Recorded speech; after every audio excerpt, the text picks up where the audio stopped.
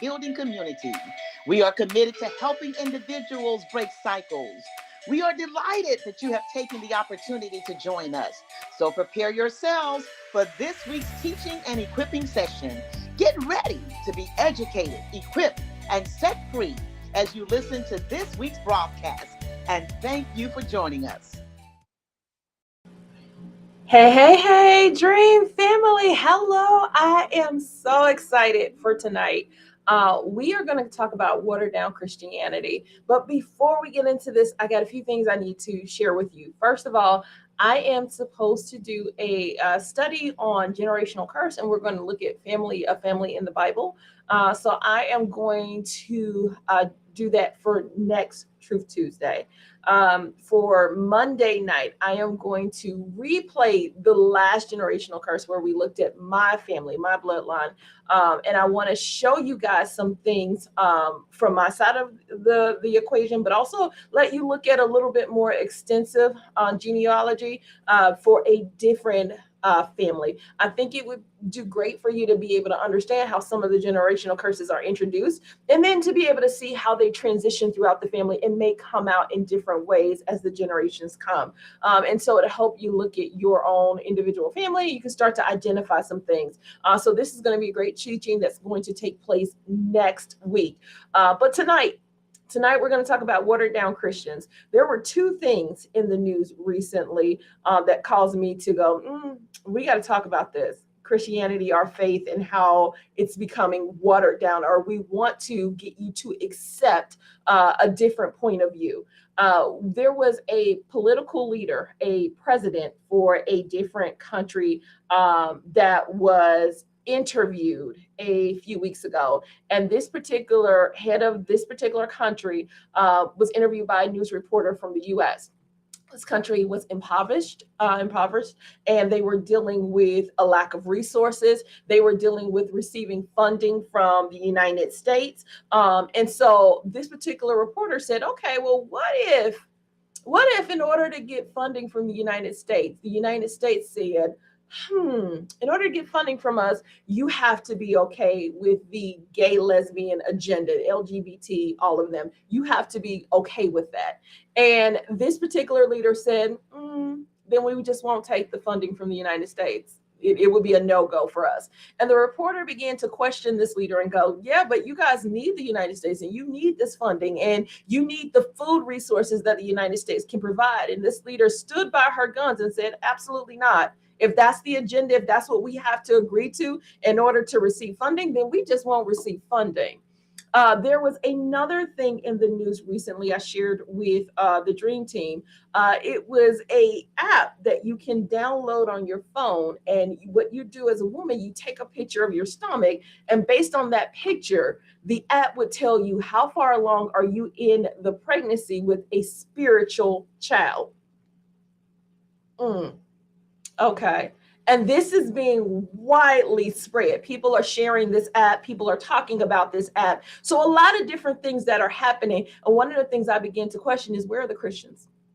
Where are we with our faith? Where are we, the representation of Christ? Where are we? Where are we standing? What are we saying? What is it that our pushback would be? As I begin to have this conversation with my grandparents this week, because I was spending some time with them, my grandfather said, well, if you are to say anything, the people who do speak up will be hushed. But if all the Christians came together and said, this is it, we're not standing for this, then the agenda would have to change. People would start to think about it and go, well, if they keep pushing and saying no, then there's nothing we can do. We have to change how we come about this. And the enemy, of course, would try to find a different strategy, but at least the Christians would stand up. But we've become so lukewarm in our standing because we want to be acceptable. We want to be amendable because we want to go along to get along. We don't want to ruffle the waters. We are allowing certain things to take place, and we're not standing for Christ. We're actually backing down. I want to give you some word tonight. So let's go to Romans 12 and 2. Romans 12 and 2. And it says, and do not be conformed to this world, but be ye transformed by the renewing of your mind, that you may prove what is good and acceptable and perfect will of God. So it says, don't be conformed to this world. Don't become so lukewarm or so watered down that you allow some of the stuff to happen, but you are supposed to transform. You are not to conform. That means I'm not going along to get along. I'm not doing this because everybody else is doing it. I'm not doing what's the latest trend, but we won't do that. We won't stand up. One of the things that came to me this morning was this, and I think this is where believers need to stand, is I refuse to become diluted to appease the palates of worldly believers and non-believers and or non-believers. I'm not going to dilute what God has called me to, his purpose, his plan, his agenda for my life. I'm not going to dilute it so that in the room that I'm in, I don't step on any toes or make anybody feel offended. So I'm going to put a muzzle on my mouth, and I'm not going to speak or say what God told me to say. I'm not going to speak his word, but I'm going to go into this room quietly, and I'm going to just sit back and let whatever's happening around me just happen. All the chaos that's going around me, I'm going to let it go on. You cannot be like that in this day and age. You just can't. Not at this time. We need the Christians to stand up. We need you to stand up and start speaking out. If you don't stand up and you don't speak out, then you become okay or complicit to the agenda of the enemy. That means that you become watered down, diluted, as it says in this sentence. I refuse to be diluted to appease the palates of the world. So that, and for those of you who are going, what's a palate? That means the roof of your mouth, your tongue, the mouth of the world. I want to make sure the mouth of the world, the mouthpiece of the world is accepting of me, that my texture and my taste is pleasing to the world, which is conforming. I want to make sure that the world doesn't feel anything or feel offended or feel frustrated. So what I'm going to do is I'm going to make myself lukewarm or amendable. Amendable is another word I want you guys to think about. That means pliable, which means I can be bent, I can be swayed depending on which room I'm in. So I can't tell if you're a Christian or not. You know, depending on who you hanging with will determine how you move or how you react or how you respond. So I can't tell if you real or not. If your friends who hang around you can't tell what you are, where you stand, because you change depending on who you hanging with, your relationship with Christ change, your words change, your initiative, your agenda, you're following Christ. You're a Christian today, but 2 hours from now, you're not.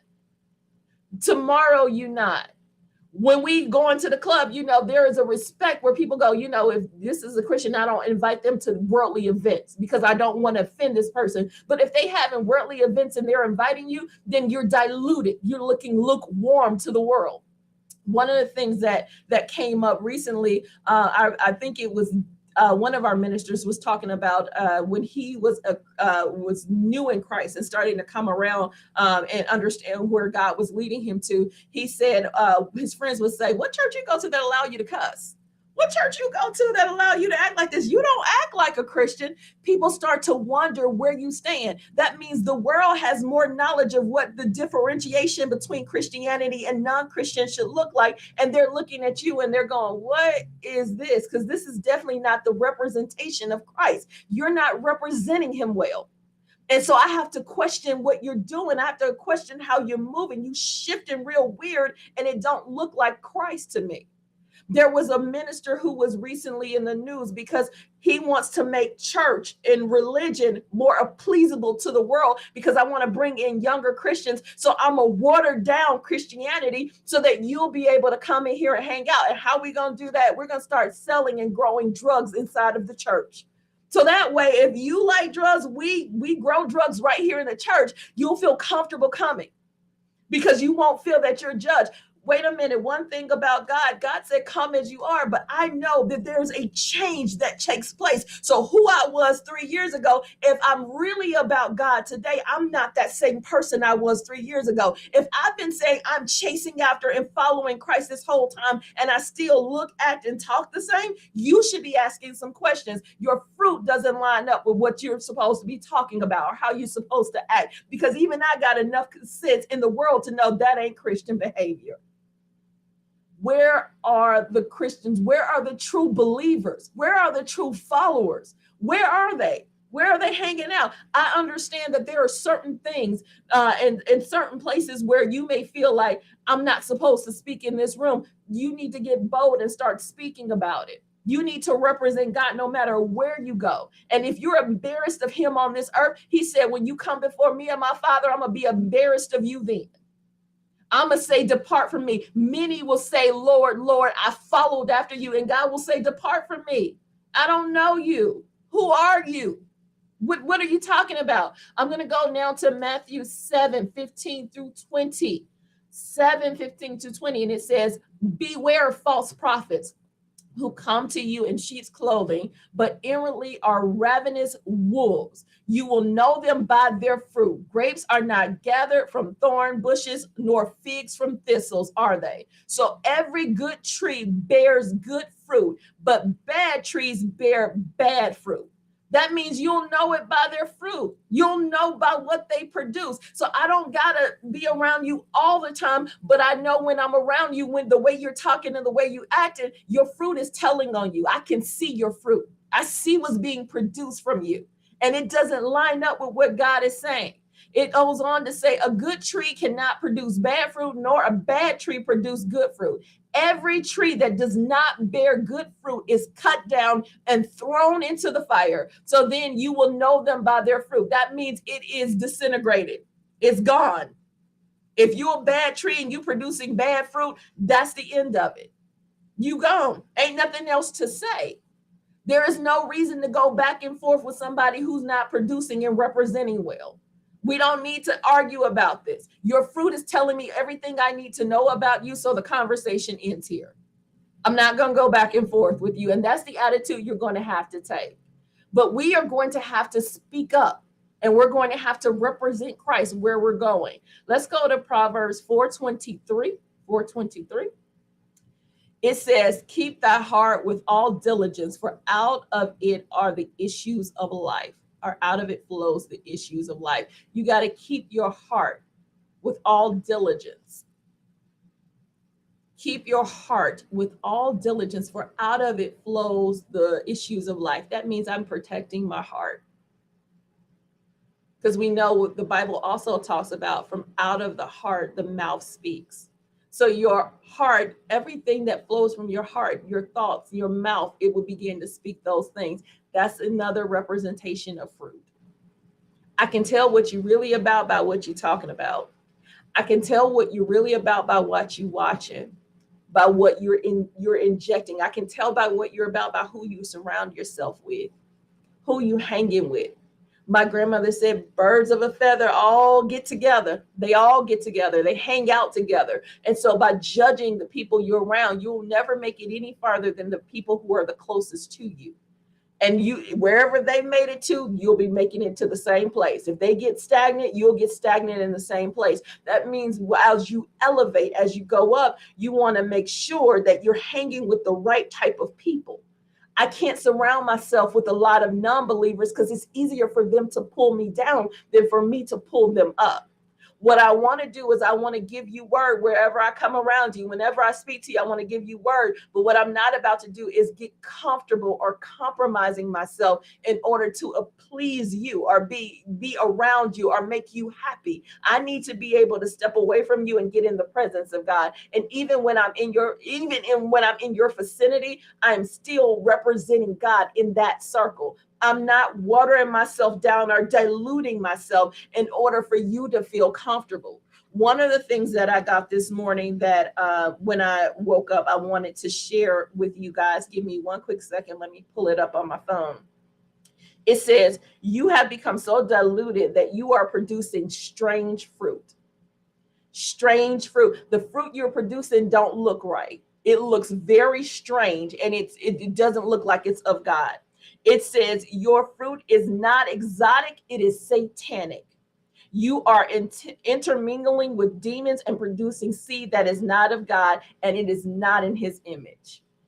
That was the first thing, one of the first things I heard this morning, and I had to write it down to make sure I shared it with you guys on this broadcast so that you guys would hear it. Let me read it one more time. You have become so diluted that you are producing strange fruit. Your fruit is not exotic. It is satanic. You are intermingling with demons and producing seed that is not of God, and it is not in his image. That means you're intermingling with demons. Let's talk about what that means. That means you are producing fruit. This is not just spiritual sons and spiritual daughters, but it's even more than that, because you are creating the curse that is going to bind your family because of the things that you are walking into and the things that you are agreeing to, the things that you're going along to get along. I just want to do X, Y, Z because this is what my family do, or this is what we've always known. Some of the things that you're battling with are the consequences of decisions that others have made in your bloodline before you. So that impoverished, you're living in poverty. You are living, marriages are not working out. If you are barren, it's generational. You're noticing things in the generation where women after women are being barren. Or if you're noticing illnesses health-wise in your family, that's a generational curse. If you're noticing generations where women are being molested by other family members or people outside of the family, and it's just happening repeatedly in the bloodline, this is another generational curse. So these are things that are in the generation that are consequences of spirits that have been intermingled into your family, and they just keep causing the same curse to happen over and over again. If there's a murder that is flying through the bloodline, people are being murdered left and right, this is a generational curse that you have gone into. Either it's because of the agreement, like I said, of someone who was before you, or it's in the agreements of the people who are currently in the family. But whatever it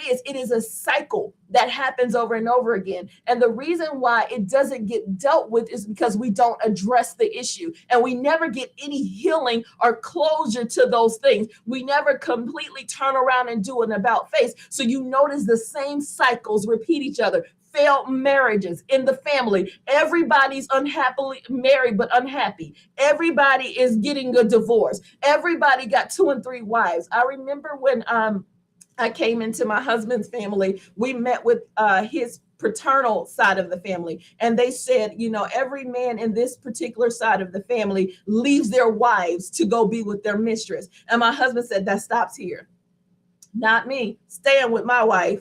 I ain't going nowhere. It's me and her till the wheels fall off, till God call us both home. It's going to be the two of us, but it ain't going to be nobody else. And what's interesting in that was he had enough sense then to go, this is not going to be it for me. But sometimes you don't have that person in the family to say, I identified what the problem is. I see it from afar off. I see how the enemy is crippling us. I see how he's still binding us, and I am coming against it. You don't have a bloodline breaker in the family. So we continue the crazy cycles over and over and over again, getting the same results. That is the definition of insanity.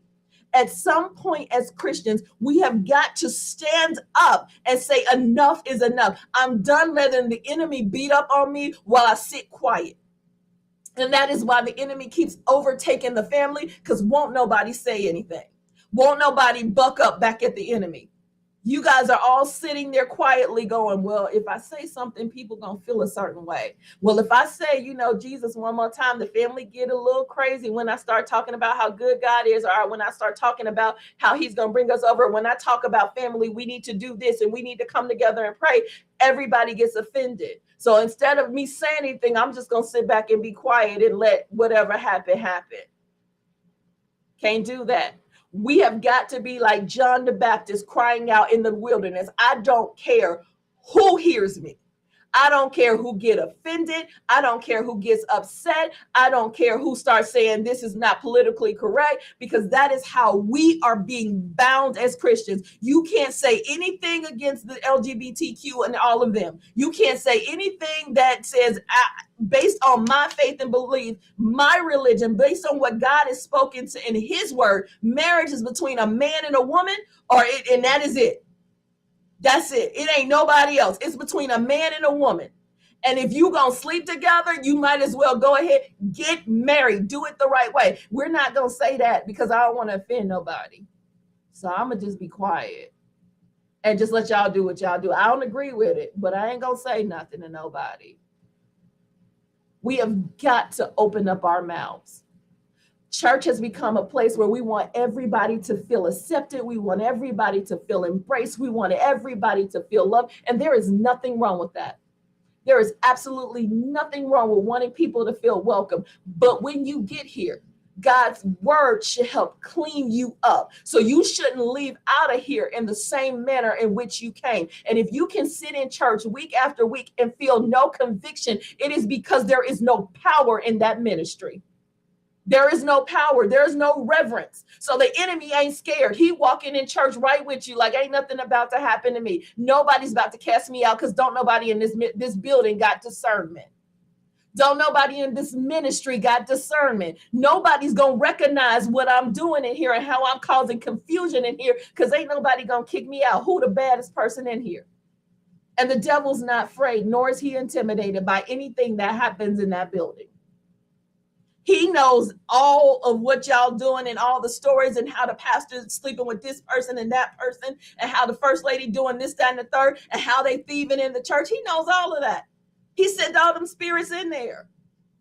He sent them all in there. So he's not caught off guard by the foolishness that's going on. Well, this church accept me as I am. They let me come in as I am and they okay. They don't nobody judge me. Don't nobody. It's not judgment me telling you need to take a bath. If you come in church every week, or if I'm coming around you every week, and every week you ain't took a bath and you smell a hot mess, it is not judgment for me to say, hey, listen, baby, you gonna need to wash up. It is not judgment for telling me telling you you gotta clean up. Let me get you some soap, let me get you some deodorant, let me invest so you can be able to do this. Do you have a shower at home? That's not judgment. That's just me telling you what you need to do. It's the same thing in this faith. I should be able to tell you, hey, brother, hey, sister, listen, we got some issues here. Let's talk through these. I can see them on you. Let me help you out here.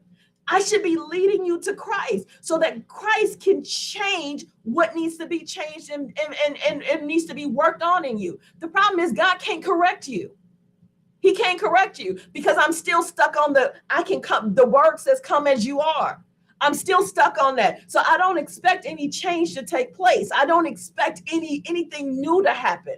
I don't expect anybody to call me out for the things that I'm doing. I still feel like I can lead the choir and shout till the walls come down and then go sleep with whoever I want to. I can still be an intercessor praying for everybody because I'm the best prayer there is. And when the pastor say he needs an intercessor, I'm always available. But I'm out here just jumping in bed with every Tom, Sue, and Bob. And most of them married. I still want to be in my dirt, but I want to be used by God. And there's a difference. That is disobedience, especially when you know right from wrong. Especially when you know. But I don't want to be corrected. And at least I'm in church. At least I'm there. Everybody else don't come. At least I come. And I come faithful. I come and I tithe. I tithe every time I get paid. I tithe and I give an offering. And pastor's anniversary, I always give something for pastor's anniversary. And I take the first lady out to dinner and I do, okay. Satan has a resume too. He has a resume too. But we saw what happened to him. And you don't want to bust hell wide open knowing Christ. I know of him, but I don't have a relationship with him. And when you have a relationship with God, God is able to talk to you and go, let me change some things. Let me show you you. Let me show you the areas that need to be corrected. And he's always correcting us because there is a different way that the enemy is trying to come in. He's trying to find a kink in your armor. Any way he can get in and smooth his way over to the side and get up under the armor. That's what he gonna do. That's what he gonna do. So what God does is says, I see an area here where the enemy is trying to come in and where he's trying to move in on you. So here's what I'm going to do. I'm going to correct that area. And it ain't going to always feel right. Sometimes it's going to hurt. Sometimes it's going to make you feel lonely. Sometimes you're going to feel like there's nobody for you. Sometimes it's going to be painful. Sometimes it's going to be dealing with situations that you tried to bury for so long that when God starts to uncover that area, you start to feel something. It doesn't make me feel right. And I don't like this feeling that's coming over me when God acknowledges or starts to point out specific areas that need to be cleaned up. Many of you are trying to hide behind things and hide behind situations, and God is calling you out. He's saying to you right now, I need you to listen to this, because I've been trying to get a message to you. Don't be so diluted or conformed to this world that you are trying to make Christianity cool. I want the young people to like it. I mean, if we don't make it cool and add some hip hop or add some of this to it, people won't come. I remember the old saints would let us know this is what it is. You better cover up. Cover up. No, don't come in here with that short skirt on. You need to put something on your legs. Your legs don't need to be showing in the church. There was a standard, and at some point that standard got erased, and it just became whatever you want to do, whoever you want to be, however you want to serve. Come on in, because we need the numbers. We need the numbers in the ministry, but there is no accountability, and there's a lack of power. Everybody is stagnant right where they are. Where you came into this ministry, you in the same place 10 years later. Now you on the mother's board 20 years later. That's the promotion you made, but you still have no power, and you are no threat to the enemy. And he sits back and laughs at you as you faithfully go to church. I'm there every Sunday, but you cussing everybody out Sunday afternoon. You drinking on Monday. You partying by Friday. There's no accountability. I've become conformed, and we want Christianity. We become these compromised Christians, compromised in our way and in our thinking. Sitting in church, my body's present, but my mind ain't here.